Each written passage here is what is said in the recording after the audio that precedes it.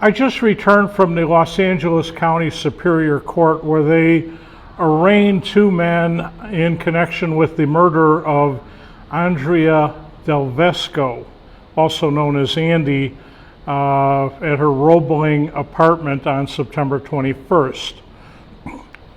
This court appearance really played out strangely in that prosecutors asked for, and it was granted, that the majority of evidence that was available to establish probable cause be sealed and not released to the public or the media. That's very unusual to have a secret court doing anything. But they did release some facts. The facts are horrific. It begins with the two defendants, Alberto Medina and Eric Marquez. Apparently, they were stalking around the neighborhood on Roebling looking for places to burglarize. They found an apartment across the street where they helped, well, I shouldn't say they. The state is alleging that Alberto Medina did the heavy lifting and that Eric stayed in the car and acted as a lookout and getaway driver. Anyway, Medina allegedly helped himself to a laptop and some speakers. Then they went across the street and apparently entered a vacant apartment. And from there, Mr. Medina entered the apartment of Andrea Del Vesco.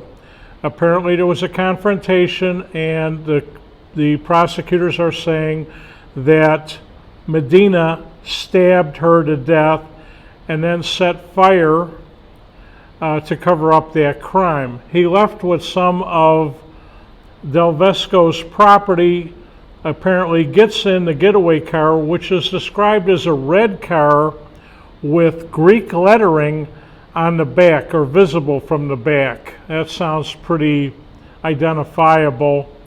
Anyway, from there they go to the Strathmore Plaza Apartments, which is just about 2 blocks away, and they're apparently seen on video with Mr. Medina carrying the stolen loot, but police say they could see clearly on his shirt blood that they believe belonged to the victim. From there, police say that Mr.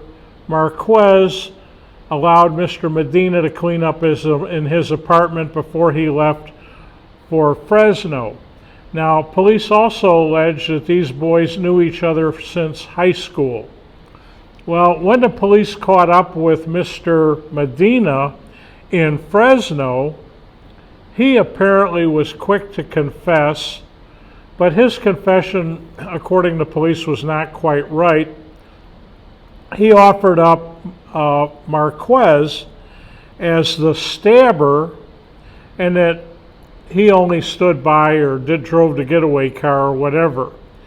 So we still don't know all of these details, but they're very ugly, and apparently this is backed up by physical evidence, certainly by videotape or a video recording, and at least 2 civilian witnesses that were able to identify both of these lads. Now, because of the identification issues, prosecutors were very concerned that they don't want pictures or video of these guys out, so the judge ordered that there be no courtroom video or even sketch artists to show the public anything about what went on inside today. The matter was continued until October 22nd for a preliminary hearing, and other than that, there wasn't much coverage. Now, one of the things that surprised me is murder cases are usually beyond the financial means of defendants. However, both of these lads had high-powered, privately retained criminal defense lawyers at their side. They are both arguing the position that their clients are innocent, and of course that's what lawyers do. Anyway, that is all I can really tell you about what happened today. We're going to have to wait until this evidence plays out. We don't know who the two witnesses are. We don't know much about the car. We don't know much about anything because everything has been sealed. Oh, one thing I will say is that the bail for Mr. Medina is that there is no bail. It's a capital special circumstances case, and that is what is the custom.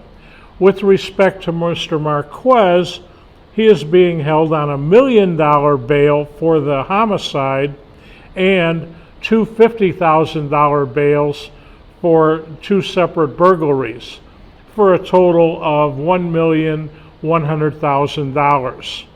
Anyway, so that's it in a nutshell. Paul Hubel reporting for Crimefile.